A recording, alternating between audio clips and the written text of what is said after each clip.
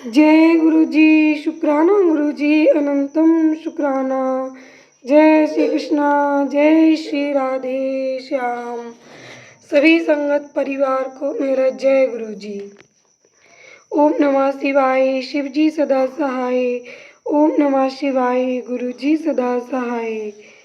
श्रीमद्भागवत गीता जी का 5वां अध्याय प्रारंभ होने जा रहा है। अब हम पहले 5वें अध्याय का आज महात्म्य श्रवण करेंगे। श्रीमद्भागवत गीता के 5वें अध्याय का महात्म्य। श्री भगवान कहते हैं, देवी अब सब लोगों द्वारा सम्मानित 5वें अध्याय का महात्म्य संक्षेप से बतलाता हूँ, सावधान होकर सुनो। मद्र देश में पुरुकुत्सपुर नामक एक नगर है। उसमें पिंगल नामक एक ब्राह्मण रहता था। वह वेद पाठी ब्राह्मणों के विख्यात वंश में, जो सर्वथा निष्कलंक था, उत्पन्न हुआ था, किंतु अपने कुल के लिए उचित वेद शास्त्रों के स्वाध्याय को छोड़कर ढोल आदि बजाते हुए उसे ने नाच गान में मन लगाया। गीत, नृत्य और बाजा बजाने की कला में परिश्रम करके पिंगल ने बड़ी प्रसिद्धि प्राप्त कर ली और उसी से उसका राजभवन में भी प्रवेश हो गया। अब वह राजा के साथ रहने लगा और पराई स्त्रियों को बुला बुलाकर उनका उपभोग करने लगा। स्त्रियों के सिवा और कहीं उसका मन नहीं लगता था। धीरे धीरे अभिमान बढ़ जाने से उच्च श्रृंखल होकर वे एकांत में राजा से दूसरों के दोष बतलाने लगा। पिंगल की एक स्त्री थी जिसका नाम था अरुणा। वह नीच कुल में उत्पन्न हुई थी और कामी पुरुषों के साथ विहार करने की इच्छा से सदा उन्हीं की खोज में घूमा करती थी। उसने पति को अपने मार्ग का कंटक समझकर एक दिन आधी रात में घर के भीतर ही उसका सिर काट कर मार डाला और उसकी लाश को जमीन में गाड़ दिया। इस प्रकार प्राणों से वियुक्त होने पर वह यमलोक में पहुंचा और भीषण नरकों का उपभोग करके निर्जन मन में गिद्ध हुआ। अरुणा भी भगंदर रोग से अपने सुंदर शरीर को त्याग कर घोर नरक भोगने के पश्चात उसी वन में सुखी हुई। एक दिन वह दाना चुगने की इच्छा से इधर उधर फुदक रही थी। इतने में ही उस गिद्ध ने पूर्व जन्म के वैर का स्मरण करके उसे अपने तीखे नखों से फाड़ डाला। सुखी घायल होकर पानी से भरी हुई मनुष्य की खोपड़ी में गिरी। गिद्ध पुनः उसकी ओर झपटा। इतने में ही जाल फैलाने वाले बहेलियों ने उसे भी बाणों का निशाना बनाया। उसकी पूर्व जन्म की पत्नी सुखी उस खोपड़ी के जल में डूबकर प्राण त्याग चुकी थी। फिर वह क्रूर पक्षी भी उसी में गिरकर डूब गया। तब यमराज के दूत उन दोनों को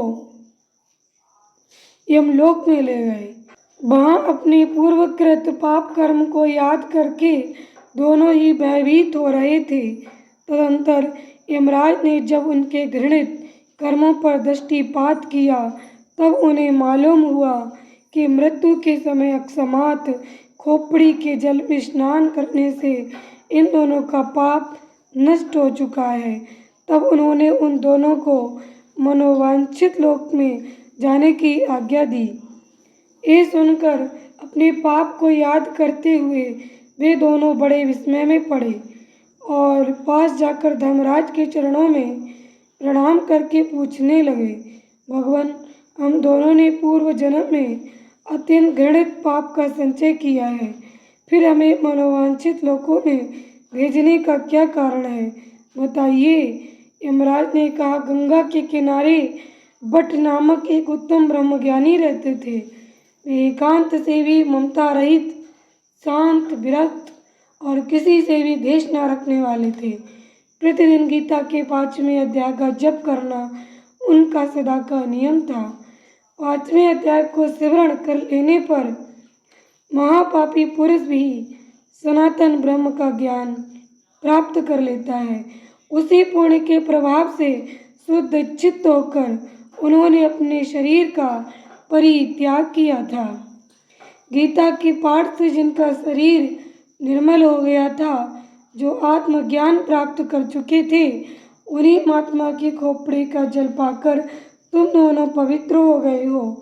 अतः अब तुम दोनों मनोवांछित लोगों को जाओ, क्योंकि गीता के 5वें अध्याय के महात्म्य से तुम दोनों शुद्ध हो गए हो। श्री भगवान कहते हैं, सबके प्रति समान भाव रखने वाले धर्मराज के द्वारा इस प्रकार समझाए जाने पर वे दोनों बहुत प्रसन्न हुए और विमान पर बैठकर वैकुंठ धाम को चले गए।